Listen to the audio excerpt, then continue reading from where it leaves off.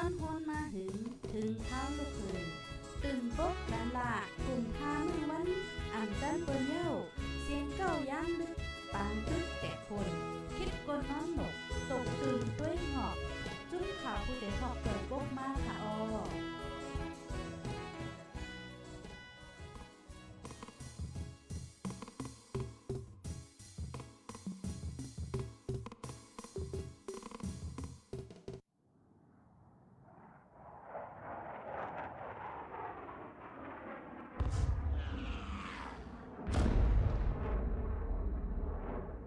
ย้อนไล่วันเมืองอ่ำลีฝั่งเพตั้งกังหาวจางมาเลยกูเขากอบไหนดีเลยเตมีน้องขมลมสดในเข้าตักเลยคู่ไว้เกือมนันทางแห้นไว้อยู่เย็นนอนกลางวันเกือมนันกลางคืนฟังถอมเสียงอยู่กูมือตาเพราะได้ยินเสียงเคอร์มินสึกถึงเนี่ยกว่าแม้ติอันมีน้องขมลมนั้นเพิ่ตา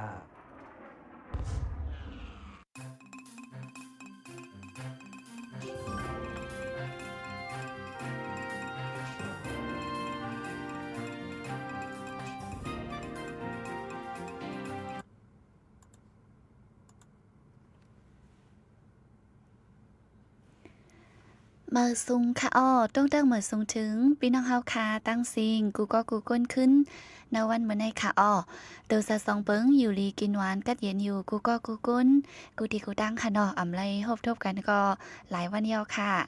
ขึ้นมาทบกันวันเมื่อในได้ก็แมนเนอร์วันที่4ค่ะเนาะเลินทน3เลินมาสปี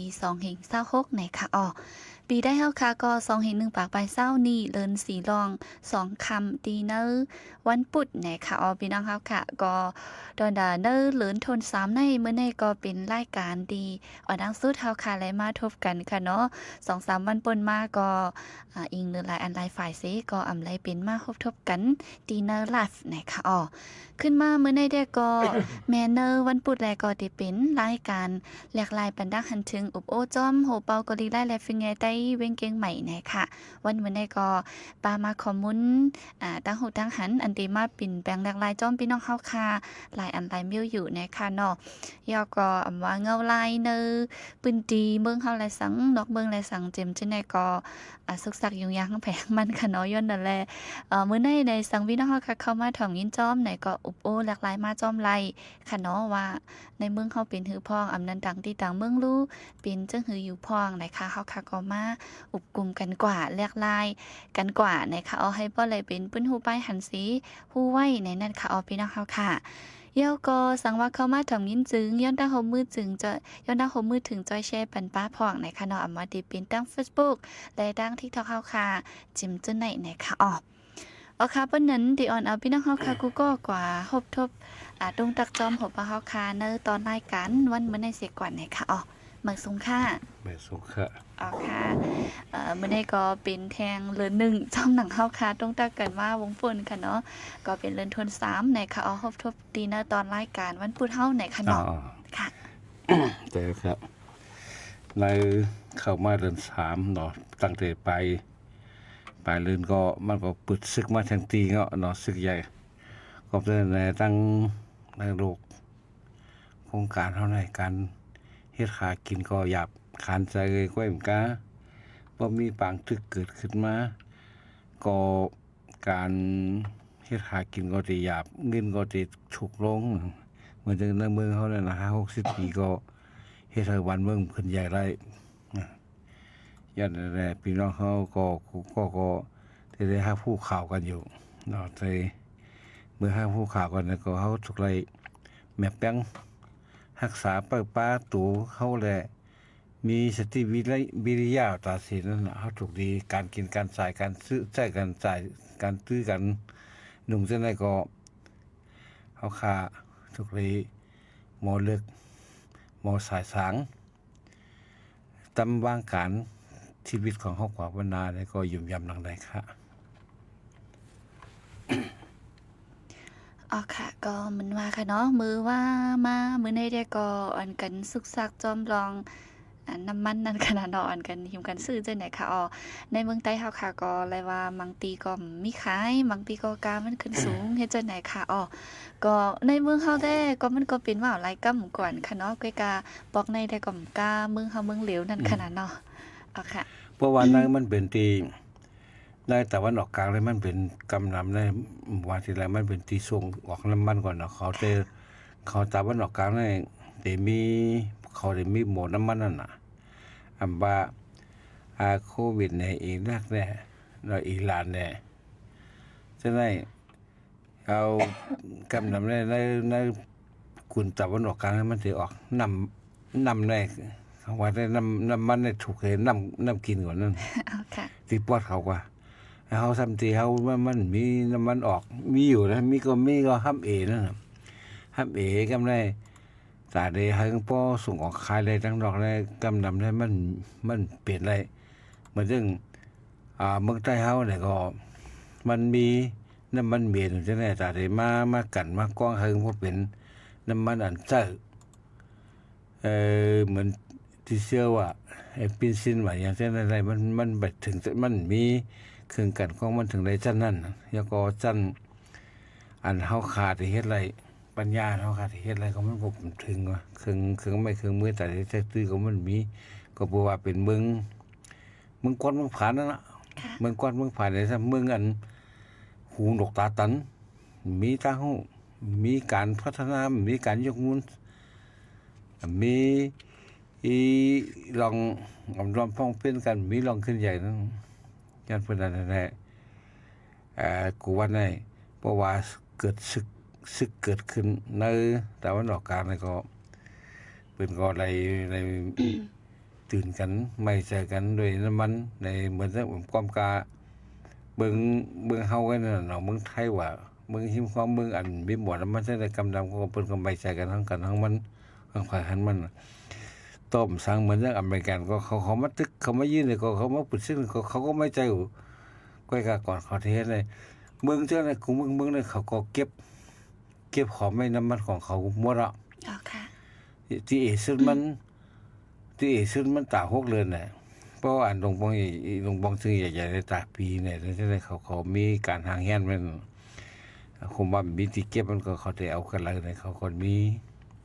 แผนตำบางไว้ก็เหมือนเรื่องเฮาตาลำเส้นใกล้มันพูดเองนั่นน่ะเพราะว่าบางในเมืองไทยเหมือนอะไรก็มันก็เข้าเที่ยวกันในซื้อ อ๋อค่ะ เนี่ยซื้อกันตั้งแต่เมื่อคืนเนาะเนี่ยซื้อกันเนี่ยใส่เตรียมถังไว้เพราะว่ามันใส่ถังมันก็ติดเสริมเลยป่นเลยไรนั่นน่ะเนาะเฮาว่าก็มันก็สิได้นั่นถูกไว้ก็ซื้อคือก็ดีมันก็คนเท่านั้นเพราะว่ามันซื้อได้ถูกอินได้ก็แค่นี้ก้อยกระตากก้นอันหากินเช้ากินค่ำก้นว่านั้นมันเป็นมันมีที่เก็บมันจังเอาเงินที่ไรก็ซื้อมาไว้เป็นอย่างเป็นทางใหญ่เป็นเตียงใหญ่ทางลงเส้นนั้นมันใดนั่นน่ะที่เก็บก็มีเหมือนเมืองไทยนั่นก็อันนึงก็มันก็เป็นการต้องห้ามเลยแต่เอาน้ำมันก็เก็บในเกกลางคนน่ะป้องลุกเป็นไฟขึ้นมาเนี่ยมันก็ติดสุมตื้อไปทั้งน้ำก็ไปในหลังน้ำมันเหมือนเรื่องเฮาน้ำมันโลดเฮาหมดแต่สร้างกว่าเนี่ยแต่กว่าซื้อไว้ยังเป็นหยาบนั่นน่ะเอากิโลในกว่าหาซื้อในเพราะเป็นกิโลใส่อย่างเช่นได้เอาขวดได้กว่าหาซื้อได้คำใส่วันเนาะ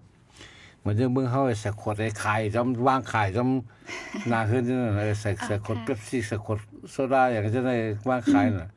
เมืองได้คำขายมันเพราะก็ใส่ขวดเพราะตอนหลังกิโลไงเพราะว่ามันเป็นกิโลใส่ได้หันนั่นเป็นน้ำมันนี่อะไร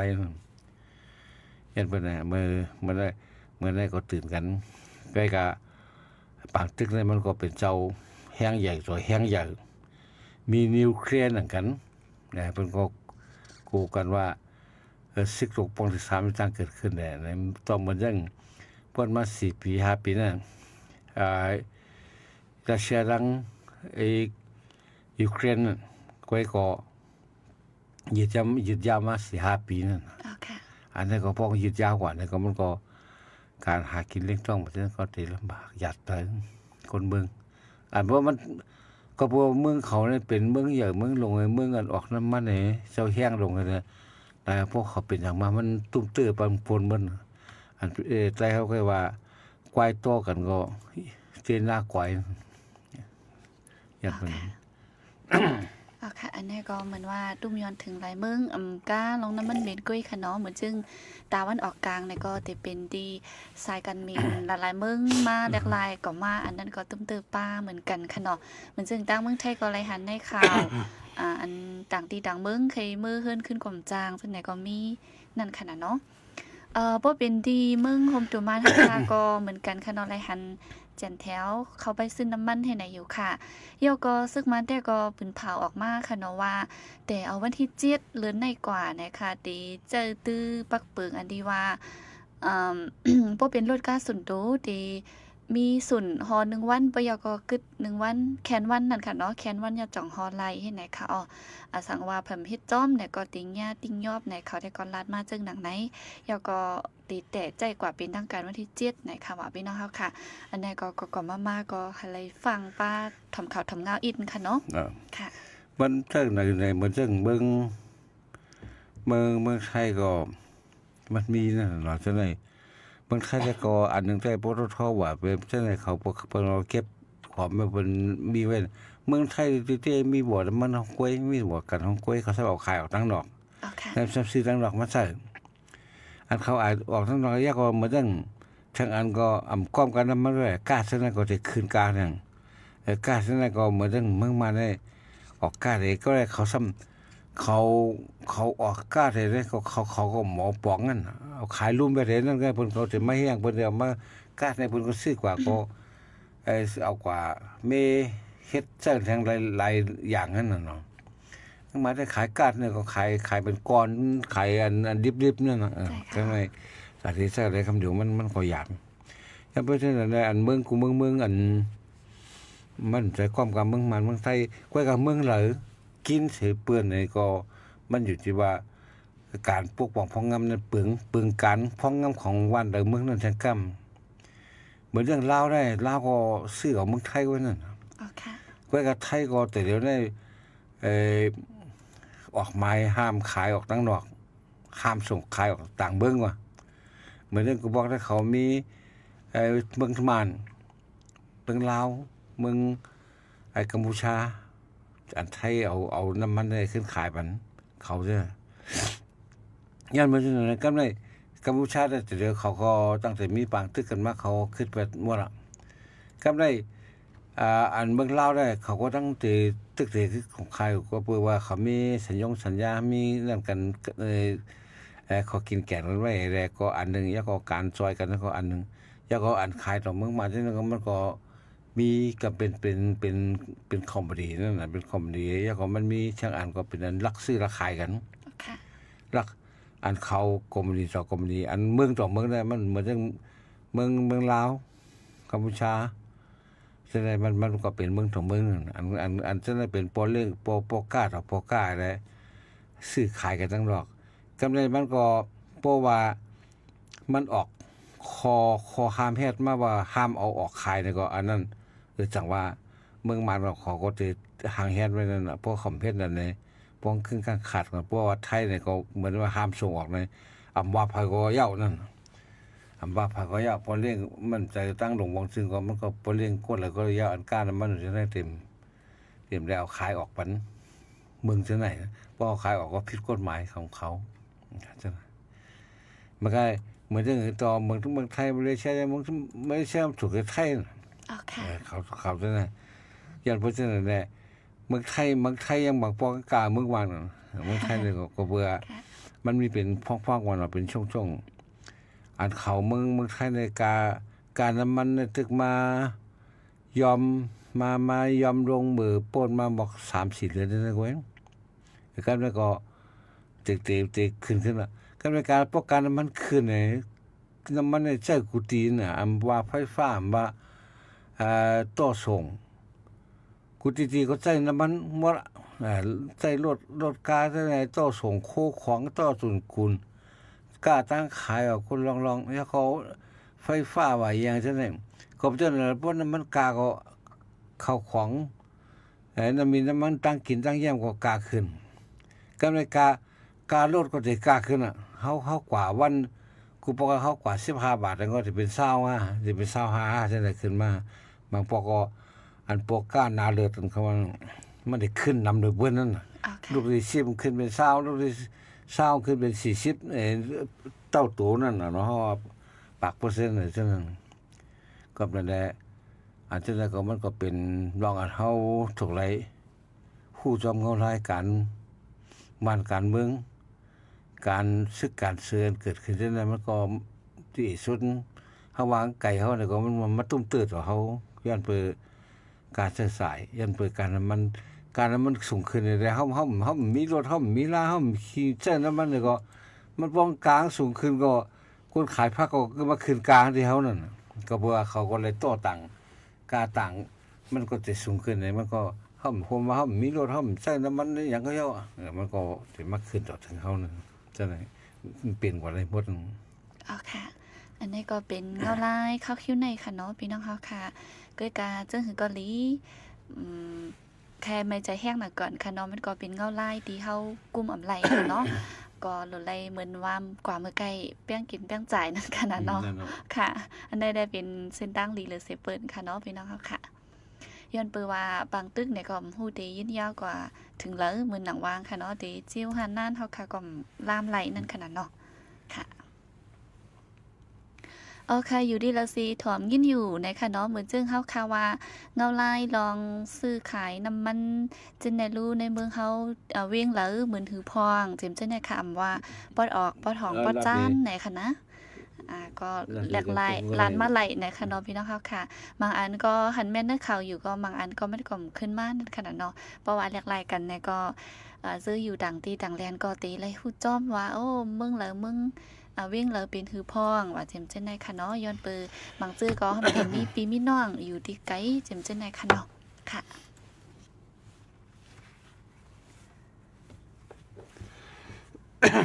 อันนี้ได้ก็มือวันที่1มือซื้อในกันเนาะทางที่จันจอมวิทยาลัยจันจอมสวนดอกเขาเฮ็ดปังลงปังสอนดิกหัวเป็นใน1ปอกว่าเนาะเขาห้องเป็นคอดนะก็เป็นเหมือนเรื่องตั้งแต่วันนักข่าวทางจิตเขาก็เป็นปากปลายวันก่อนเนาะเฮาว่าหลายการสอนได้ก็วันมันจะมีวันอาทิตย์วันเดียวเสียตาก็การมันก็อันหนึ่งกำนำได้แต่เป็นพี่น้องแห่งการใต้เฮาอะไรมาขึ้นเฮียนเขาก็จะมีหลายภาษาเหมือนอย่างอังกฤษไต้ไทยมานเขแล้วก็จะได้มันเฮ็ดให้คนหนุ่มใต้เฮาเนี่ยอันมีข้าวยามให้อันหยุดวันหยุดการหยุดงานมาที่เขาก็เลยมาเฮ็ดก็นี่ก็เป็นอันหูปางตาเลี้ยงมาคำพองบอกว่าเฮาก็ตึกในเมืองไทยก็ตึกคัดเสอเฮียนฮู้ก็เพราะว่าบางซื่อก็เลยเมื่ออยู่เมืองเฮาก็มีตื้อต่างได้เฮียนที่ว่าแต่พอมาถึงเมืองเปิ้นเนี่ยเฮาก็ฮู้ลึกฮู้ความเปิ้นว่าอย่างเช่นในกำพองก็มีตื้อต่างอะไรใครบ่ดิเขก็เห็นที่นั้นดิเขความเขอังกฤษมานอันกำพองก็ฮู้ความมานก็มีน่ะเป็นหลวนใต้เฮาบางซื่ออันเกิดในเมืองไทยแล้วก็ฮู้ความมานก็มีก็กะเมื่ออยู่จอมเรียนดินจังได๋มันก็ถูกไล่ใส่ถึงไล่ฮู้อยู่มันจังตั้งเมษวัดเนี่ยเมษายเนี่ยจังได๋มันก็ติดกับมานติดกับเมืองไต้เมืองยางเมืองมานนี่ก็เพิ่งลงมาในเมืองความมานนั่นเนาะเขาก็เลยเห็นฮู้แล้วก็อันก็ดีได้ชมขอบใจสังฆาเจ้าเขาเจ้าผู้กวนวัดสวนดอกก็ดีแล้วก็อันที่จันจอมสุราน้องกวนเนี่ยก็ดีแล้วก็อันมาเฮ็ดคู่เนี่ยก็กำลังเป็นยานสังฆาเขาเจ้าเนาะสังฆาเขาอันเขาก็เลยเห็นในเมืองไทยไหลลงเมืองไทยเฮานั่นน่ะกำลังกอมลงเมืองไทยมาแล้วมาเห็นตั้งฝ่ายดกฝ่ายธรรมนี่แหละเขาก็ขึ้นมาเป็นครูสอนบันคนเฮ็ดคนแห่งการของเฮาเอาเขาย้ำนั่นเห็นมาเนี่ยก็เป็นอย่างนี้จมเข้าใจอันนึงได้พอเฮามาตัวไหน เฮาได้เนาะการอยู่การกินเฮาก็ดีการนั้นเฮาได้ตรงวงของเฮาจะได้กำนำในอันเฮาใกล้หันมันอยู่เหนือเพศปกตินะเฮาลัดสังเฮาก็เข้ากันในพวกเฮาอุบสังเฮาก็เข้ากันก็เพื่อตั้งฮู้เฮาได้มันมาในปึงดิกปึงลายมันมาในปึงเงินในขอบตรงของโลกให้เนาะมันมาปึงเงินใส่เฮาใครเป็นใครลาดใครเฮ็ดเว้ยมันเฮ็ดอะไรเฮ็ดอะไรเนาะเฮาก็อันดันอะไรได้ลาดได้ด้วยกันก็เป็นอะไรมันจังมาเป็นความเถียงกันโหนกันโม้กันเนอออนไลน์ใช่ไหมอันนั้นก็อันนึงมันเพราะความหัวเหมือนเรื่องการอุบกันหาเพิ่นว่าเป็นการสื่อหากันเกี่ยวกับรองพ้องเขียวจังได๋เฮามีนั่นน่ะบ่เฮาอุบกันเขาออกโทรศัพท์บ่ยอมรับกันก็ตึ้นยอมรับไว้นี่อาจสิมาอุขึ้นอุบกันจังก้อมแล้วว่าเป็นเดือนมาก็เต็มตักเข้าเป็นพระราเป็นเจ้ามาก็เต็มไว้อันนั้นนะเฮาก็มีแข่งกันถึงกันนั่นก็บ่ซั่นนะอันนั้นก็เป็นตื้อตั้งดีอันเฮาเลยมาเห็นฮู้เล่นมันบ่ถ่อมบ่รับเหตุผลเพิ่นได้เฮาก็บ่รัดให้มันเป็นเหตุเป็นผลแล้วก็เฮาก็สิบ่รับอันเพิ่นรัดมาที่เข้าใจในเบิ่นมานั่นน่ะที่บ่ปล่อยวางเพิ่นกันปล่อยภาพมันกันจังได๋มันก็เป็นดองดีกันว่าเฮาไอ้ขาดสังหลาเนี่ยบ่เฮามาตัวยนี่เฮาเฮ็ดการเมืองเนี่ยการชื่อจาเฮาเนี่ยการชื่อจาเฮาเนี่ยหลายจุกหลายปานมาถึงมาวันชื่อจาวันถึงใจเฮาก็วันชาติไทยเฮาได้79ปีประมาณนับสอนด้วยตั้งแต่เฮาก่อตั้งทัพศึกหนุ่มศึกหารมาไหนอันเป็นของเฮาว่าอันนั้นมันก็มีอยู่ไว้ศึกได้อันเฮาว่าอันมาเป็นตั้งของเฮาทัพศึกตาซื่อสัตย์ถึงใจเต้ๆในหิงกระบะ58นั่นตั้งแต่นั้นมาก็มาถึงมื้อเหลือก็60ปีปลายเนาะคนได้60ปีปลายได้เฮาก็ได้เป็นเฮาก็ได้ต้นได้3ป่วยลองกัดเย็นลองงำเย็นเหมือนซึ่งวานเปิ้นเบิ่งเฮ็ดวอกนั่นน่ะมันอยู่ในเกแล้วก็เป็นซึกเป็นเสือเป็นพื้นเป็นไผเป็นตั้งตุกตั้งอยากกูบอกในเมืองใต้เป็นเขาออกนำเสเปิ้นเมืองมานพอแล้วขายออกเป็นที่1นั่นน่ะเมืองขายเขาออกนั่นแกเมืองใต้ก็เป็นอันการผูกซ้อมแคมป์เรียบดีเสเปิ้นน่ะมาเขาตอนนั้นก็ป่งขึ้นมากนำโดยเปิ้นกันไม่บ่วายเสียไรรอดที่เขาขอมาในมันอีหยังก็มันตกเตรียมมาเสียหมดวายเสียไรรอดแล้วก่อนขอมือปานเจ้าผ้ามือไปไรรอดแล้วก่อนขอมือตั้งอยู่ตั้งเตอปานอิงเลียดปานนาฝึกฉะนั้นเฮายังมีรองทางรอดแล้วเฮาเฮ็ดสังก็เฮ็ดไรเต็มทนแกบ่ถึงไรรอดแล้วก่อนขอมาไหนมันสำรอดแล้วกันนะอีหยังก็จะไรขึ้นจะไรต่างจะไรลัดจะไรแจ้งเฮ็ดในที่เห็นแล้วก็อันนึงแล้วก็มีซึกเข้ามาในถึงเมื่อวันคงเนาะมือปานเจ้าผ้าได้มันพันซึกเข้ามาในวันคงมันมีหรือเสียว่าผลิตของเจ้าผ้าห่มลมเจ้าผ้าหมอกกันนั่นก็เฮียงไหนเพราะว่ามีซึกมีเสือนี่ก็บอกว่าเมืองสุกซักน่ะเป็นเมืองกันเย็นนะเพราะว่าเมืองสุกซักนี่ก็มันก็ซึกว่าบ่เขียวบ่ลายกว่าเสียงนั่นน่ะเพราะว่าเมืองสุกวันเมืองสุกซักก็ซั่นก็มามีในวันนึกคงมามีอยู่จอมคนวันคนเฮินนี่กับในการศึกษาเฮาก็ตั้งแต่เฮามีกองทัพหนุ่มศึกหารเหตุการณ์ก้อนขอเนี่ยเฮามีมาตั้งแต่มีเห็นกบ58แล้วเนี่ยก็หลายเฮ็ดหลายสร้างเฮาก็ไปเข้าปึงตั้งแต่58 59มาก็ขึ้นยายกัน58ได้ตื่นกันเข้าเถินยิบกวางยิบดาบยิบแล้วแต่ได้ลึกตึกหรือพอผู้ป้วนเปลี่ยนแดนดินเอง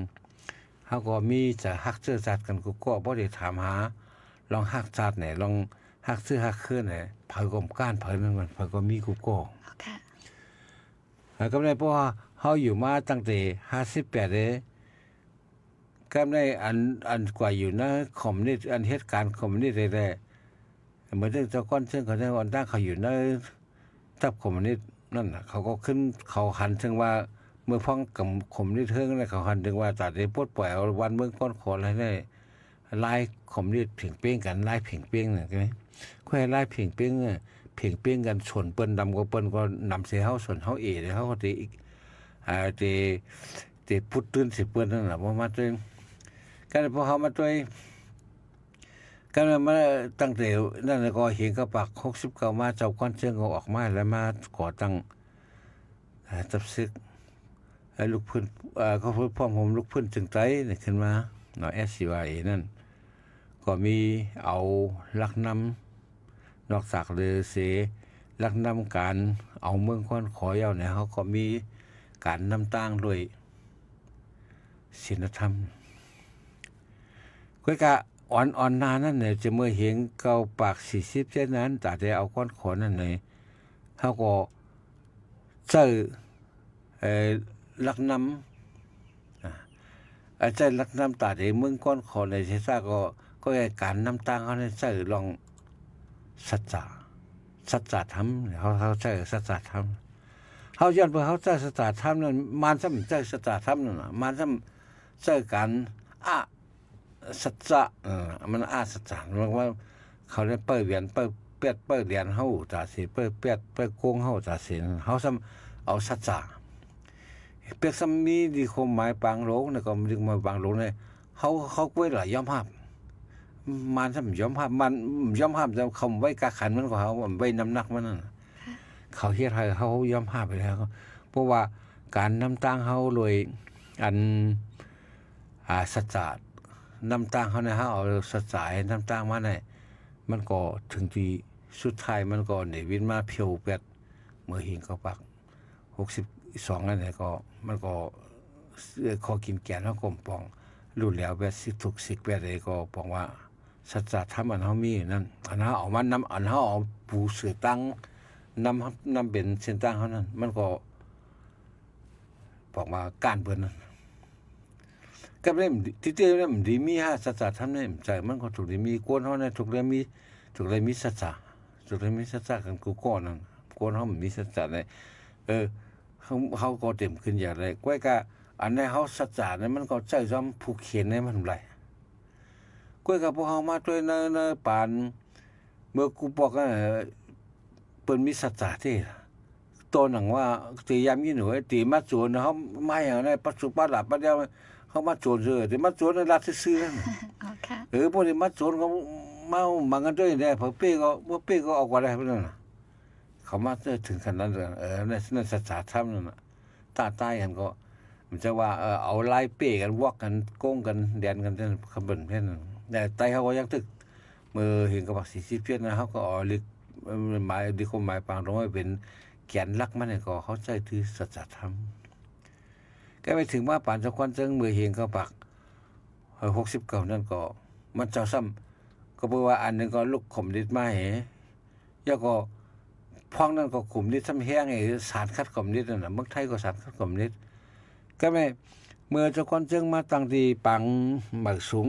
เนาะงงุ่นที่ปังเหมือสูงในเมืองต่อจีเวียงเมืองตุนแต่เหลียวได้เป็นเจตอนเมืองศาสตร์ก่อนเนาะมันก็บอกได้อยู่ได้เจตอนคิงตุงนั่น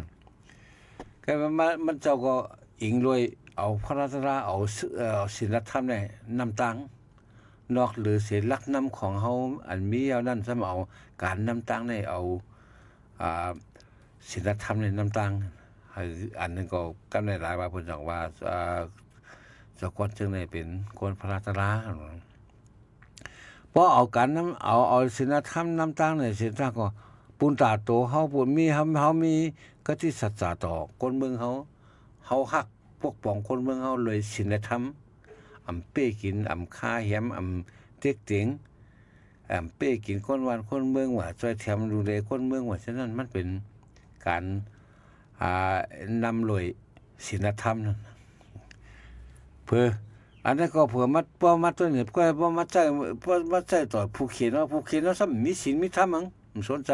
ค่าแหมเอาตายอย่างเดียวเพื่อพ้นเป็นดูแลกันสันรู้หลายกันจันว่าอย่างเฮ็ดกูเมือกตั้งเรื่องเฮ็ดกูหลายนั่นก็กะอันนี้ก็เขาก็ไปเส้นทางการฮักซื่อสัตย์เท่านั้นไปถึงที่ยอดฮอดที่ปลายไหลก็ไม่ได้ ว่าเสียเจ้าก้อนเจียงได้มีนักนำการอ่อนรวมพร้อมกันเนี่ยก็เขาตับศึกถึงใต้เขาเนี่ยตับศึกใต้เขาเนี่ยมาห้อมพร้อมกันเสียงเป็นอันหนึ่งอันเดียวกันเนี่ยเพื่อตาเอ็นแห้งตีใหญ่เพราะเอ็นแห้งใหญ่ก็เขาต้องได้ตึกเป้เขาต้องได้ตึกผู้เขียนเท่าไรเนี่ยหยุมยาบาเช่นนั้นเนี่ยถึงมาเห็นกระบัก84ของเห็นกระบัก83มันจะเอาปืนเผาห้องลองพ่มหุ่มตับซึกอันมีอยู่ในเมืองไทยนั่นแหละเขาจุ้มถึงมา84ก็มันมีตับซึกของ SSE ตับซุ่ม2ในอันเจ้าจามมาเขาอ่อนโหนั้นก็มาเข้าโฮมซ้อม SUIA อันเจ้าก้อนซึ่งอ่อนโหนั้นก็ขึ้นลายสื่อให้มันว่าคาบลายทั้งสองฝ่ายนั้นใช้ SUIA ใช้ SSA เนี่ยมาเป็นไอ้ TRCTI ของสีถึงใต้ของสีตับซึกถึงใต้ของสีถึงใต้เนี่ยก็มาเป็นนั่นเลยเทียงกับบักไป14นั่นมันจะก็คัดใจเฮ็ดอะไรมาต่อถึงการพ่อมพงบกเกิดขึ้นมาเลยอันขอยนานมันเศร้าก็ไปถึงว่า85ในคุณสาก็คันดีให้เขาโคมซ้อมนั่นน่ะโคมคุณสาก็จังว่าย้อนเขาโคมซ้อมแหมจังว่าเป็นเอามากำไรขึ้นมาอย่างลายเปลี่ยนเมืองไต้จับศึกเมืองไต้อามี MT ก็ไปคุณสาเจอไล่อย่างนั้นเจอไล่เงินได้เอ็นแห้งน้ำตังเอาเอ็นแห้งให้ไล่หมักเงินป้อมมีเงินไรป้อมมีเอ็นแห้งไรในคุณสาได้หลายว่าเก็บซึกเลยปานคุณสาในเก็บซึกอย่าก็เงินได้หาต้นได้หาซื้อก็เอาไล่ซื้อก็เอาในเพราะอะไรซื้อว่าเป็นคุณหัวคำยาฟินก่อนอันนั้นก็การเอาเงินเห็นน้ำตังเขาใจมาใน3อันอย่างนี้เอาสัจจะเห็นน้ำตังมือปานโซฟาเอาศีลธรรมเห็นน้ำตังมือปานเจ้าก่อนเชิงเอาการเงินเห็นน้ำตังปาน MTA ใช่ไหมมันก็ถึงที่ยอดเขาที่ไปไล่เมืองไทยก้อนขอก้อยกาก้นเมืองไทยก็ไปปนตุกไล่พอมาเตือนเนี่ยเขามันเดียเนี่ยมันจะรีอยู่ไว้กาเขาเจออันละอันหนึ่งก็นั้นมันไปเปียงพอนเขาถูกเลยมีหลายอย่างเขาขาดอย่างไรบ้างเที่ยก็เหมือนถึงมาปานมาเร็วเขามุ่งบ้างว่าหนอแจ้นคืนเนี่ยตีกว่าเอาหนอที่เลยมาพอเขากำเทียมปันตั้งหูแต่พวกป่องปันการสร้างมนุษย์เนี่ยมันการสร้างก้นหนุ่มใต้เขาขึ้นมานั่นเขาจะเลยสร้างมันจะเกิดว่าห้องคุยหนอนออกมาห้องคุยมันก็มาเป็นหนอส้มมาเป็นหนอส้มหนอต้มกับน้ำพริกหนอจ้อยอย่างเช่นนี้ก็อยากพ่อห้อมรวมรามมันพ่อห้อมเฮ็ดให้มันมีกาขันมันจะไม่ให้เป็นหนอแจ้นคืออะไรนะกูว่าเนี่ยเขาขาดจังเลยเขาขาดปัญญาเขาขาดตาหูเขาขาดเขาลองมีตื่นตั้งอันตาเดเขียนหาความหูเหมือนจังแต่พอมาด้วยวันเปิ้นเมืองเปิ้นเนี่ยเปิ้นได้มีคอมดี5เปิ้นได้มีโครงการ5เจ้าของโครงการคอมดีนะยาก็ลงปองซึ่งจังได๋เปิ้นสิเลือกเอาคนเขียนนี่ส่งเฮียนปันกาใช้จ่ายออกปันกาใช้จ่ายกาเฮียนเขาพวกเขาเย่ามาเนี่ยเขาจะได้ไม่เฮ็ดการบันขึ้นเพราะลูกติคอมดีกว่าก่อนไม่ให้ขึ้นการบันคอมดี2ปีเนี่ย3ปีเนี่ย5ปีเนี่ยกันนั้นไว้เพราะอยากก็ใครเฮ็ดต่อแทงก็ได้เฮ็ดก็ได้นั่นก็เฮ็ดตีต่างตีก็ได้เฮ็ดการลงบองซึ่งเนี่ยก็เหมือนกันอันลงบองซึ่งกำแถมบันตื้นการศึกษาการเรียนรู้จังนั้นก็เพราะมันเฮ็ดพวกว่ายาวโรงเรียนเอาไหนก็ไม่เฮ็ดปันไม่เฮ็ดการลงบองซึ่งมันขึ้น2ปีเนี่ย3ปี5ปีเพราะอยากก็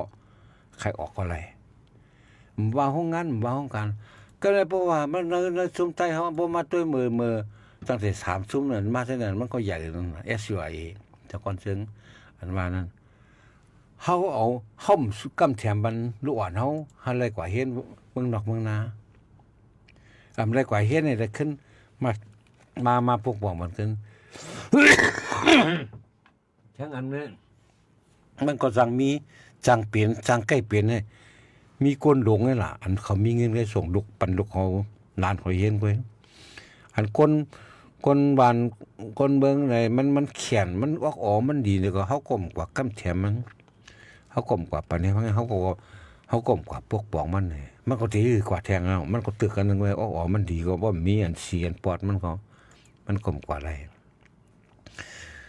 มาถึงปานให้เปิ้นได้เปิ้นกำแถมมันลูกคนหวานคนเมืองเปิ้นอันมีออกดีอันมีนำการตั้งแขนนั่นน่ะกว่าขึ้นมาปกป้องวันเบิ่งกว่าขึ้นมาปกป้องคอมเมดี้กว่าขึ้นมาปกป้องนาเฮิรนมันก็พอมีส่งเฮียนเนี่ยพอมีส่งกว่าอเมริกาก่อนก็เฮ็ดอังกฤษไปอย่างเช่นเจ้าของเฮียนบอกมาสร้างโครงการมาสร้างคอมเมดี้ของตัวเจ้าของ อันเจือนลงบางซึ่งส่งเฮ็ดเนี่ยก็พวกเขากว่ามากเขาก็เลยมาเฮ็ดการบรรลงบางซึ่งอันคอมเมดี้เขาจะได้ส่งเฮ็ดเนี่ยก็เปิ้นไปเฮาเนี่ยเฮามันส่งอ๋อค่ะแต่ตั้งแต่ปานคนก็มีคนสาเนี่ยเมื่อปาน MTA ปาน MTM จะปานตับซึกคมป้อง SUA นะมันได้ส่งปานคนเข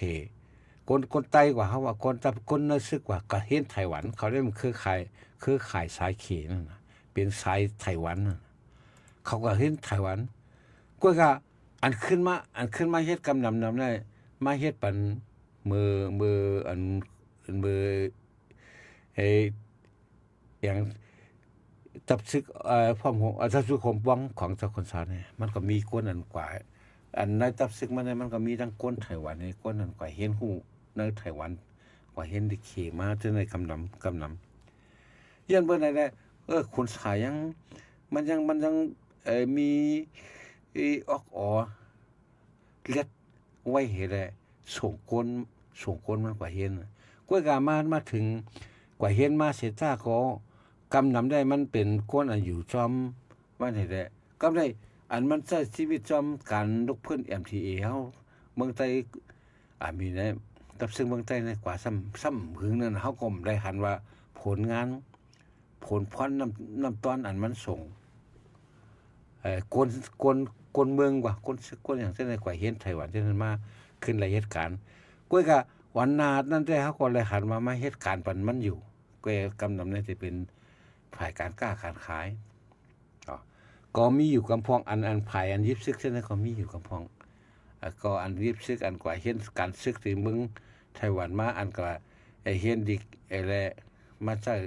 ในแผนการเมืองไหนแผนการค้าเนี่ยเรื่องมีจังนำต่อวันเมื่อไหร่เฮาผ่านมาได้ต่อถึงมาเมื่อเหลียวเนี่ยเฮาตับซึกเฮามีอยู่ซุ่มไต้เฮามีอยู่ปาฏิไต้เฮาไม่อยู่เฮาห้องกันมาเหตุการณ์เนี่ยเขาห้องกันมาช่วยการไว้เฮาได้หาตื้อตั้งปอนความรู้บันมันเฮิงเลยกว่าเห็นสูงๆเฮิงเพราะว่ามันเฮ็ดได้มาเฮาปันตื้อตั้งฮู้อยู่มังก็ได้บ่มีเงินน่ะบ่มีความสูงเห็นเลยเฮาลูกเขาหลานเขามีนำกัดออกดีก็บ่มีเงินมีตองมันจังส่งเฮียนไหนเมื่อปานก็เลยอันหลวงบางซึ่งหลวงบางซึ่งจะมุกหมู่จุ้มก่อนเฮามีอยู่จังได๋ก็บ่ช่วยกันเลยก็เลยเฮาสมมุงว่ากันว่าตุกกันว่าหนอแจ้นคืนเนี่ยแต่มีหนอแจ้นคือกันเลยมาหนอแจ้นคืออันว่าน่ะถ้าเธอมาแจ้นเพราะพวกเขามีตั้งหู้ของมอกกาเขาเฮ็ดแล้วล่ะมันถึงที่ยอดเขาได้ปลายเลยตั้งหู้เขาบ่บอกกับเขาก็มันก็ถึงไรเขาตักตัวเล็กกัดแขนให้เฮา10ปูน20ปูนปากปูนกว่าเส้นได้ก่อนเกี่ยวกับกาปานมื้อนี้เป็นกาปานอันเขาได้เฮ็ดไรลีเสเฮาเนี่ยจะกาปานเฮากาปานเฮาปวดมามันบอกว่าปอกเหมือนจังน่ะตาวันก็บ่วันคืนเนี่ยบ่เตียงก็มันก็ได้ไหวลงเฮ้ยมันมีตั้งคืนในแทงกำในคนนั้นตึกคืนจังได๋ไทยเฮาคาไรเมืองไต้เฮาคาไรรถแล้วก่อนขอเฮาคาไรเฮาไต้เฮาขึ้นอย่างไหนเฮากำแถมกันในเฮาได้ก็เอากันแล้วมันลองขึ้นอย่างเฮาได้ลุกกันแล้วมา ไอ้ช่วยกันดูว่าวนดูว่ามันได้ลูกก็เลยมาลองขึ้นใหญ่เฮาได้มองเหมือนอย่างปานกูบอกว่ามองพญาทำเกิดมาว่า มองเจ้าอลองหลวงปู่ขึ้นมาขี่ตุ่มเรียกหลวงหยังจันต้องสิ่งไม่ได้คงเปียงว่าขี่บกเรียกลงหลอกกันพันกันยื้อกันเลยต้องผ้ากลางเฮาเนาะจะเหลือบน F16 ว่าอย่างนับบ่มได้แต่มันเคมีปังตึกกันได้เว้ยก็เลยเปิ้นยื้อกันก็นับโหปากกิโลมันเป็นเฮงกิโลมันจังได๋ยื้อถึงกันเลยเฮาได้เฮาซ้ำใครเป็นซึ่งบักเปิ้นเฮาซ้ำกำแถมซอยแถมปันแฮงเฮ็ดให้โกนเฮาได้เผยปันเปิ้นปันลูกเขาโดดเนี่ยเฮาว่าซั่นว่าลูกเขามันมีมันมีสมองมันแค่น่ะใส่ก็มันก็ใส่ก็เฮ็ดก็กว่าคงกว่าก็เฮ็ดซั่นสมเรียนคงว่ากว่ามันเลวเนี่ยก็กินมีใจก็ใจเสก็กินนี่มาไว้เหลยาวก็ไล่ว่าPMA มาบอกกันไว้เฮ็ดหยังก็บ่จังเฮ็ดมานั่งอยู่เฮือนนี่ก็นี่อยู่หลายๆนั่นน่ะเฮ็ดมาให้เขาเฮ็ดเขาเฮียงเปลี่ยนได้ตั้งเมืองเขาก็มีโครงการโรงงานนี่ก็มือปานเจ้าภาพก็เหมือนกันก้นเมืองมีจำกัดมีเจ้าภาพไว้อันมีจำกัดอันแลลูกเขาหลานเขาได้แล้วก็เฮ็ดเมืองนอกเมืองนามาสามารถขึ้นปกป้องวันเมืองยก็มันมีเพียงอันก้นมักมีเขานั่นก็เลยก็เห็นไก่อินเมืองมานเย็นกรุงอย่างเช่นในตากรุงเช่นในขึ้นมาเขามีความรู้อะไรมาอันที่เจ้าภาพก็สมัยยอมอ้อมน้อมพร้อมกันตั้งผู้นำใจเขาอันควรมีตั้งหู้ที่ไหนแหละเขาก็จังได้มาวัน7 เฟบรุารีนั่นน่ะวันที่7 เฟบรุารีในวันถึงไตอันจะถึงไตว่าวันจาดว่าอย่างจะมาถึงกันซั่นเนี่ยมันเป็นผลพลอยอันมีคนออกมาที่คนมีป้ายวนดีมีน้ำกัดมีป้ายวนแล้วก็มีป้ายวนมีน้ำกัดแล้วก็แต่ละมีการซื้อสายแทงความซื้อสายก็มันก็ล่มแรงน้ำกัดในการซื้อสายแล้วก็ป้ายวนดีฉะนั้นมันสิมาตรงกันอ๋อค่ะอันนี้ก็ลำลองเต้ๆเนี่ยค่ะพี่น้องเฮาค่ะเหมือนเจิ้งหนังเขาบ่เฮาค่ะรัดกว่าเมื่อไกลค่ะเนาะก้นหนุ่มเมื่อในที่เป็นก้นลงเมื่อนานในเซตาก็อยู่ดีเฮาค่ะออนกันจอยแถมกันปกป้องนั่นขนาดเนาะเพราะว่าเฮาจอยปกป้องเฮ็ดสร้างไว้ในวันมื้อนาก็เฮาค่ะมุงมองอันเดลิเนี่ยมันก็จังเป็นมาไล่ในนั้นค่ะพี่น้องเฮาค่ะก้อยกาเจอแขนก็มีอยู่เหมือนว่าค่ะเนาะอยู่ในเงาลายกับกินหลายเมียวสีหาตื้อตั้งจังได๋ก็มีนำอยู่ค่ะเนาะเหมือนจึงตั้งเมืองไทยอันดีตึกยาวกว่าจังได๋ยาวก็มือหางเลินป่นมาจังได๋ก็หันค่ะเนาะที่โคเรียจังได๋มังจือก็เห็นไหลจุมคูดดาวว่าจังได๋ก็หันอยู่ก้อยกามันก็ตึกมีอีนั่นขนาดเนาะเพราะว่ามาแตกนึงด้วยกันค่ะยาวก็เหมือนจึงนั่งมือวันที่1เลินมาในค่ะเนาะวันก้นหนุ่มไหนก็มีปังอุกมกันไหนก็ได้ถ่อมด้วยกำนำได้ในเมืองเฮาปัญหามันก็ใครเหมือนกันกูตีค่ะเนาะลองก้นหนุ่มจังได๋ค่ะกำนำก็ตีอ่อนกันหาเงินหาต้องค่ะเนาะป้ายปิญญาจังได๋ก็มันตีแฮงอีไว้นั่นขนาดเนาะย่อก็มันก็ตีมีหลายฝ่ายค่ะเนาะเหมือนจัง KTV 5อันนั้นก็ก็เฮ็ดมีนางแข5เล่าป้านเขา5ซึ่งในแห่กลุ่มล่ำจอมเงินนั่นค่ะเนาะท่านสนใจการตวงวงการซื้อจ้าซึ่งในไว้ไกลๆนั่นค่ะเนาะกำนำก็ปัญหาหลายปอดหลายตอนก้นหนุ่มแต่ก็มันก็เหมือนกันบางซื่อก็กว่าจอมตั้งบนตั้งเกี่ยวยามเอากำจึงในนะคะพี่น้องเฮาค่ะก็เปิ้นนั่นแหละอันนี้ก็รีจอยแถมกันหาตั้งเกลิดกว่าจอมกันอยู่นะคะเนาะ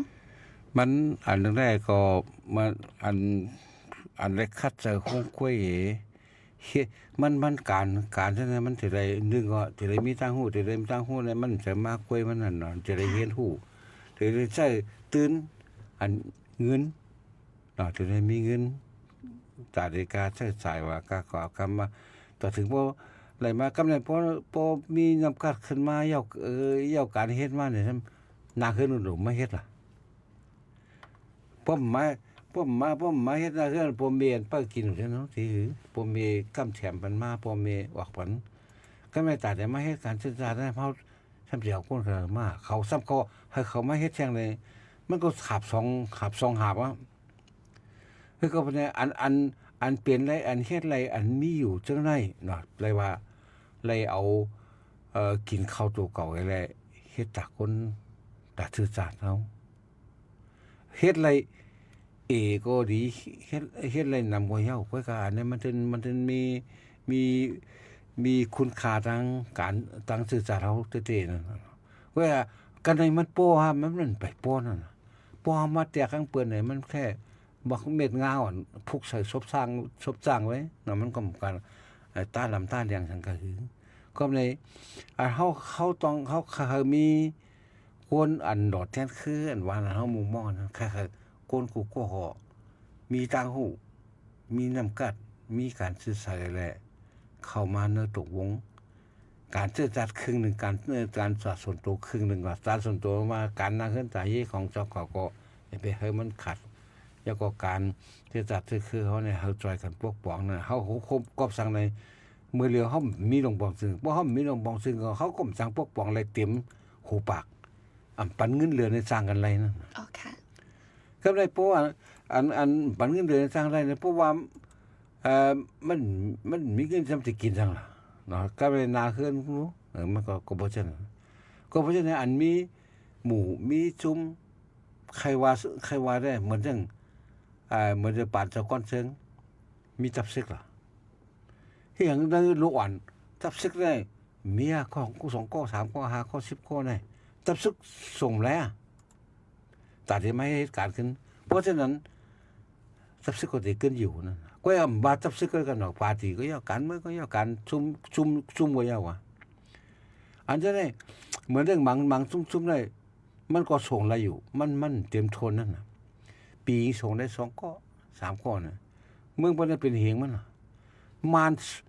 เมื่อปานด้านสวยนะส่งกวนส่งซึกมาเนี่ยกว่าเห็นแล้วเช่นเนี่ยปีเป็นหูเห็นก็อ๋อซึกเขาก็เห็นลองเทคโนโลยีว่าก็เห็นลองอาวุธเคมีว่าเกี่ยวกับลองการซึกว่าซั่นน่ะมันยามส่งว่าแล้วเช่นเป็นปีเป็นหูเห็นก็บ่ตัดได้มากขึ้นมาคือเหตุการณ์ของเขาขึ้นนั่นเขาได้หลายทับซึกเขาก็ต้องยินยาวมาเนี่ยเขารู้เขาส่งเนี่ยเขาพวกเขาไม่ส่งเลยเขาก็ไว้น่ะพวกสู้เราก็พวกอันเขาเจ้าตั้งหลายอันพวกป่องฟังมาอันเป็นผู้ใหญ่ก้นหลงอันอ่อนโหนน้ำหนาบาจุ้มบาปาตีบ่มุกหมูจุ้มของกุจุ้มเนี่ยพวกเขาลูกหายตายกว่าพวกเขาเอ็นแห้งเขาอยู่กว่าก็มีล่ะคนที่มาสืบมีคนที่มาสืบบอกว่ามีคนที่มาสืบไม่ยังมีรักทางหูล่ะมีน้ำกัดล่ะมีความสื่อสารบ่มีความสื่อสารกับเพิ่นก็ยุ่มยำบ่มีน้ำกัดก็อ่อนน้ำปลากว่าไรที่อ่อนหูสร้างอ่อนก็เพราะฉะนั้นเฮาได้จังว่าจุ่มปานเฮาการเนี่ยนับไรว่าแท้ๆเหมือนเรื่องอย่างโกริยาห้องกันเนาะมันก็เพราะเอาลูกมันหางแยนไว้น่ะถ้าที่มาเป็นเตียนที่นังมันมันติไรหางแยนไว้น่ะซุ่มในเสือตายเสือเตียนเนี่ยเฮาได้ปล่อยมาเตียนของกล้วยล่ะเลี้ยนตายเลี้ยนพูดเสือตายเสือเตียนเลี้ยนตายเลี้ยนพูดว่าปล่อยมาเตียนของกล้วยน่ะเฮาวางไว้ดูเอาเตียวตัวเลยมาเตียนตัวเลยซ้ำมีน้ำกัดตัวเลยมีปัญญาอันสูงกว่าเสียนั่นว่าปัญญาการเหมือนว่ามันก็ปัญญาการนำรวยสัจจะก็เนี่ยปัญญาการนำรวยศีลธรรมก็เนี่ยปัญญาการนำรวยเงินก็เนี่ยบ่มีตังหูเนี่ยปัญญาเนี่ยปัญญานะเอาแต่ไรปกป้องคนมือในผี2เหงปลาย26ปอปีเส2เหง46นะข้าวตั้ง20ปีได้วางไว้ได้เขาได้ผูกเขาได้ปั่นกวนเขาได้ปกป้องคนเขาขึ้นมาอะไรก็คืออันนั้นแค่ก่อนอันเขาเฮ็ดอยู่แต่เดี๋ยวนี้เขาเป็นที่2ไว้เป็นที่2ก่อนอย่าให้มันขาดไว้อันที่1เขาจะได้เพราะว่าเขาเมื่อไหร่เขาจะเคียงในเขามาสอนด้วยข้าวยามแทง20ปีวันนั้นที่ว่ามันนำมาผมก็นำมา แต่ว่ามันนำน่ะในอันเฮาป่วนมาเนี่ย60 ปีปลายน่ะมันไรสังมีสังมันเกิดสังขึ้นมาเจ้าน้อยก็มันเกิดว่าแท้งเพราะเจ้าน้อยก็เจ้าเหมือนเจ้าก้อนเจิงว่าเจ้าคุณสาวอ่ะอยากก็อันขึ้นอยู่จังไรเจ้าจะได้จังได๋พวกเขาจะได้ก็จะเหมือนนั้นเว้ยพวกเขาจะได้สุดเสียงกว่าเฮาก็อันเป็นมาแทงเนาะติไรเปิดแทงซุ่มติไรเปิดแทงซุ่มมันก็เป็นมาเป็นแนวเดียวกันน่ะมันมาเป็นปึงนึงเฮาก็ซุ่มเนาะซุ่มปานเฮาก็อันขึ้นอย่างมากน่ะตั้งอันปานเหมือนนั่นเนี่ยปานเหมือนนั่นเนี่ยขึ้นอย่างมากมักกะหืนเนี่ยเฮาก็คันน่ะมันขึ้นอย่างเริ่มใจว่าขึ้นอย่างด้วยการเฮาขึ้นอย่างนั้นเฮาขึ้นขออะไร50อ่ะเปิ้นขึ้นรีบเลยปากปลาย20ซั่นเปิ้นขึ้นรีบเฮาขึ้นเกินไหลจังได๋มันแห้งมันหนามมันอย่าไปกระแตกเปิ้นนั่นน่ะแตกผู้เขียนเฮาค่อยกว่าแตกมาน้อยก่อนน่ะเพราะเฮาเป็นนำเนี่ยเฮาสูงขึ้นก็ก็สูงขึ้นอ่ะแต่เพราะว่าคือสูงเลยเขาก็ตั้งแต่สูงขึ้นอ่ะน่าเป็นนำมันใจเข้าใจสูงคืออะไรก็เพราะฉะนั้นให้มันเปอร์เซ็นต์มันให้มันออกเกิดอะไรน้ำนั้นเฮายอมเอาข้าวยาแหมปกป้อง20-30 ปีมันก็บ่ได้ว่าอ้ำหึงแต่ว่ามันหึงนี่ก็เฮาใจข้าวยามา60-70 ปีนี่อำไรสังให้เปิงคันสังให้เปิงอันเมื่อปานเจ้าผ้าเขา เห็นกับบัก40ปีต่อถึงมา2เห็นเขาก็เลยหันที่เลยอันแตกต่างอะไรก็คันอันคืบหน้าคามป้วนแข้งนั่นนะบนใจออนไลน์เขาก็หมดใจออนไลน์เพิ่นเจ้าเสียเขาก็หมดใจก็เขาใจอย่างอ่ะเพิ่นได้ใจจังมันเปิ้นใจเนี่ยมันถึงแล้วอ่ะมันใจเรื่องไอ้วิศวะคอมอะไรอย่างอินจิเนียร์คอมอะไรอย่างนั้นน่ะเฮาก็แข่งก็เขาแข่งมามีนักกองไงล่ะต่อถึงมื้อเร็วฟ้อนเฮายามแบบฟ้อนเด็กใต้ยามไปเป็นน้ำเป็นตูไปเป็นแตกแรงเต้ๆฉะนั้นมันมีคนเฮ็ดน่ะก็บ่มันมีคนเฮ็ดเขามีทางหูมันจะเขาบางก็มีทางกวนอันมีทางหูนั่นมันมีข้าวยามปันเฮ็ดก็เบิ่งดูเฮ็ดการหาเลี้ยงต้องมันจังได๋เฮาช่วยกันปกป้องช่วยกันปกป้องมันเนาะเฮาช่วยกันแถมคนมีเงินเมียก็มีอยู่เว้ยก็ใจกำพองว่ะกำพองก็กำพองกันว่าแล้วมันก็ได้เองอะไรบ่มีเงินเว้ยบ่มีเจตนาของมันก็เฮาก็ตั้งนำคนตั้งนำก็ได้สาบป่วยซ้อมพรดีสังว่ามีเงินบางก็มีเงินหลุดตานด้วยล่ะแต่กว่ามึงได้ป่านด้วยล่ะตังกันไปหันว่าได้ป่านกว่าตั้งเลยสถานีว่าตาโลดมันกว่านี้ป่านนี้ครับอาจารย์มีป่านเฮาหันในเมืองไทยได้เขาว่ารถนี่ป่านเนี่ยมันทั้งเมืองบางเรามีรถกว่าป่าเหี่ยวงั้นค่ะได้ก็เลยก็บ่จังนั้นน่ะบางพอเฮาถูกอะไรมาปีนลายของเฮาอ่ะมันเฮามีการนำตางเอาสัจจะไว้นำตางเอาศีลธรรมไว้นำตางเอาการเงินไว้นำตางให้มันไปเพียงพอแค่ว่าเอาถูกเลยเอาความรู้ปัญญานำตางเพราะฉะนั้นเกิดขึ้นลองอย่างอันเฮาอะไรอันเฮามุมมองสื่อตายสื่อเตี้ยนว่าเลี้ยนตายเลี้ยนพุทธว่าหนอแท้คือว่าฉะนั้นมันต้องที่ไรนั่นน่ะเพราะเขาเหมือนว่ามันแกเพราะเขานั่นเลยก็มันสื่อตายก็สื่อเตี้ยนสื่อตายสื่อเตี้ยนก็มันมีทางหูทางนั้นน่ะขึ้นมาก็มันก็มีทางหูทางมันก็จะมาเตี้ยนมันก็มาเตี้ยนปองมาเตี้ยนมีก็อ่ะนะมันก็มาเตี้ยนการมันได้มาขับการได้เหมือนหนอแท้คือมันก็เพราะมันมาเตี้ยนอย่างมันเตี้ยนคืออะไรมันก็เลยว่าเป็นหนอโซมาหนออุบหนอซอยหนอต้มกับน้ำพริกอะไรนั่นมันก็ทั้งนั้นมันมาเตี้ยนคืออะไรก็เป็นเฮาที่เฮามันเปลี่ยนช่องทางกว้างมันเฮาลาดนะซับซึกก็ว่าเหมือนนั้นเหมือนตั้งปอมีคนเมืองไหนบ่ลาดได้ปอมีคนเมืองป้อนเฮ็ดติทำอ่ะคาวันคนเมืองเนี่ยเนาะฉะนั้นมันปึงกันนั่นคาวันคนเมืองอันลาดแต่ปอมีคนเมืองปอมีปอเฮ็ดซะเฮ็ดต่อมันจึงเป็นคาวันคนเมืองของมันมาแล้วอย่างออกความชี้สักเลยในปองว่าเขาเป็นคาวันคนเมือง เจ้าเขาถูกเลยการในป่าเนี่ยเขาถูกเลยปิ่นไล่มาเนาะการน้ำตาเขาเนี่ยมันก้อมกับสัจจะมันก้อมกับศีลธรรมมันก้อมกับเงินทองไว้ปัญญาว่าการปกป้องคนเขาเนี่ยถูกเลยมีเหมือนนั้นถูกเลยจอยนะให้มีเหมือนเรื่องเมืองไทยแต่เต้ยเมืองไทยล้วนเห็นกิ่งล้วนใต้เขานะล้วนใต้เหมือนเรื่องใต้หมองน้องหมองท้องดีเนี่ยแต่แล้วแล้วก็มันมันเลยกว่าแข่งปรุงลูกเซลเคยบินนะแค่นั้นก็เปิดนักไทยยองเท่ๆวันต่อถึงว่าปันไว้มันเป็นเอาเป็นคนไทยนะได้กว่าแข่งดองเบื้องอะไรทีนึงมาเปิดพ่อเป็นคนเปิดได้เปิดยองกันเนี่ยเปิดยองกับเปิดกำแถมมันเสื้อกำแถมมันมาแทงเขาเฮียนแทงอะไรเฮียนแทงมันก็เฮียนพอเยาเว้แต่เดี๋ยวแรกเขาก็ยินเสียงเขาก็มุปก็ก่อนอีกไล่ก็ยำซอยแฉมมันเตบวชเฮ็ดสั่งร้องที่เฮ็ดจะสั่งอะไรก็ก่อนแรกก็ยำกว่าซอยมันอ๋อค่ะจนเปิ้นก็หลงบองจึงไทยก็ซอยนะหลงบองจึงไทยก็ซอยให้มันเลยเห็นตั้งเกี่ยวกับลองเทคโนโลยีเกี่ยวกับลองตั้งคือบินการบินเช่นนั้นค่ะเอาค่ะจึงในก็ลำลองเหมือนเจิงวางค่ะเนาะฝากตอนไว้กูกุ้นไหนค่ะปีดีแล้วก็จอยแถมกันกว่าที่นั่นในนั่นค่ะเนาะพี่น้องเขาค่ะเมื่อได้อันดีถามก็ถามมาได้ก็ติมมี่นะคะเนาะกำน้ำได้ก็หันหลีกำแถมจ้อมหน่อยค่ะเนาะอันดีมันลัดวันเมื่อไหนนะคะเดมี่พี่น้องเขาค่ะตั้งเบื้องหนองเบื้องลาซึ่งในก็ถอมมาอยู่นะคะหันตรงตักมาค่ะเนาะอันดีอยู่ดีในเบื้องใต้เนี่ยค่ะหรือสินั่นก็มังเจอก็ว่า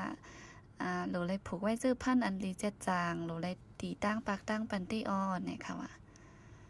ค่ะก็ตีมีเจ้าไหนนะคะเนาะมังเจอก็อยู่เกี้ยงใหม่เจ้าไหนสีถอมมาอยู่ไหนค่ะบุญดาเมื่อไหร่เข้าย่ำเข้าคาได้ก็11 โมงเต็มกว่าเย้านะคะเนาะก็ตีย้อนขึ้นลือรายการไว้ดีในเสียก่อนค่ะเนาะก็ก้อยมาทบกันแทงเนื้อวงตีมาไหนค่ะเข้าค่ะก็เก็บเอาข้อมูลปืนหูป้ายหันอันเป็นอยู่ย่ำตอเลียวและสังอันเป็นปืนมาเจ้าในและสังมาหลากหลายตั้งหูตั้งหันจ้อมกันนั่นขนาดน้อยย้อนนั้นก็ผิดหมอกก็ให้มาโอจอมไหลค่ะเนาะให้อุบจึงหือก็มักตัดหัวคอไว้ไหนค่ะสั่งว่าเมื่อในวงในตั้งแต่อุบในก็มีเทียงอยู่ในนั่นขนาดเนาะก็ตักมาไหลเหมือนกันไหนค่ะค่ะลื่นสู้รู้จังเดมีข้อความที่ใครส่งสั่งถึงพี่น้องเฮาค่ะจึงหือเทียงก็รู้สึกก็ตักสึกเปิดได้ก็มีอย่างนะมันก็เหมือนจังว่านะไอ้สังมันที่เกิดมันก็ถึงเกิดมันจังเขาซึกเกิดขึ้นมาเพราะก็ได้เพราะว่าซึกอันอิหร่านอเมริกาแล้วก็อิหร่านเนาะมันไม่เป็นอเมริกาอันนี้ว่าเขาอยู่อิสราเอลเนาะแล้วก็ตั้งอิหร่านได้มีปัญหากันได้อันที่วงมันจ่องที่จ้างกว้างกว่าแท่งเนี่ยมันคงลั่นได้นะเพิ่มลั่นได้อันคนอันเมื่อเร็วตั้งเขียวออกมากำแถมอิหร่านนั่นรัสเซียก็กำแถมอิหร่านแล้วจะเลยมันจ้างวงมันจ้างกว้างกว่าแท่งเนี่ยปากผมล้ำหูอะไรนะก็เพราะฉะนั้นน้ำมันอันคืนกลางมันเนี่ยมันไปเยี่ยวอ่ะที่คืนแท่งติดลงเนี่ยมันการตายได้บ้องคือต้องติดลงเนี่ยมันง่ายอันตั้งใจเนี่ยมันแต่ลงตั้งใจเนี่ยอันง่ายหยาบเช่นตายได้ขึ้นทั้งเหนือนั่นก็เพราะฉะนั้นเนี่ยอาจจะก็พี่น้องเขาค่ะนอก็ฟัง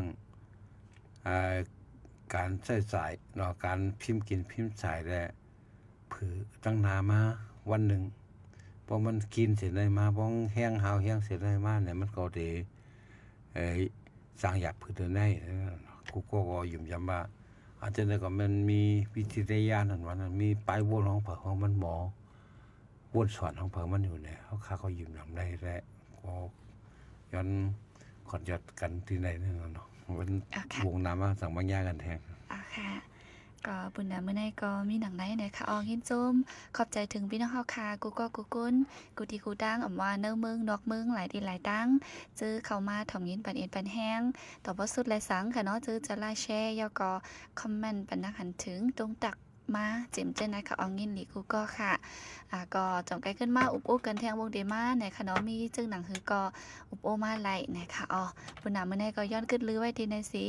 ย้อนสู้ปันพี่น้องเขาค่ะกูก็ให้อยู่ลีกัดยินห้ามเข็นหายยังเสียกำค่ะมือสูงค่ะ